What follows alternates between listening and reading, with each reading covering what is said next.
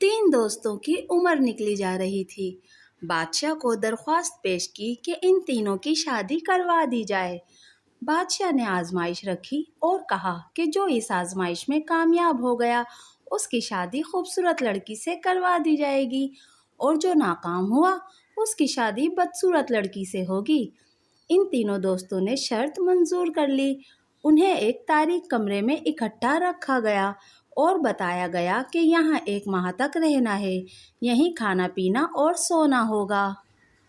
और कमरे में जगह जगह पापड़ फैला दिए गए और कहा गया जिसका पाँव पापड़ पर आ गया उसकी शादी बदसूरत लड़की से कर दी जाएगी।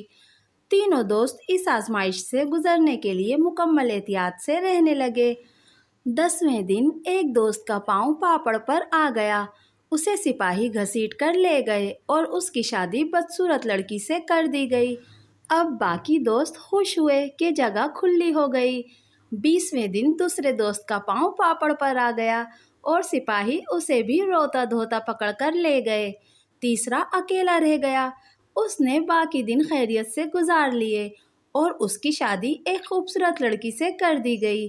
एक दिन उसने अपनी बीवी से कहा, पता है तुम्हें हासिल करने के लिए मैं कितनी तकलीफ आजमाइश से गुजरा हूँ। फिर उसने सारी कहानी अपनी खूबसूरत बीवी को बताकर पूछा, अच्छा तुम बताओ तुमने मुझे हासिल करने के लिए क्या किया था। बीवी ने ठंडी सांस भरी और बोली, हम भी 3 सहेलियां एक कमरे में बंद थीं। फिर एक दिन मेरा पाँव पापड़ पे आ गया।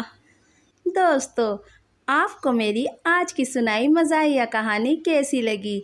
अगर आपको मेरी आज की वीडियो पसंद आई तो प्लीज़ मेरे चैनल को सब्सक्राइब कीजिए, मेरी वीडियो को लाइक और शेयर कीजिए। मिलते हैं अगली वीडियो में, तब तक के लिए अल्लाह हाफिज़।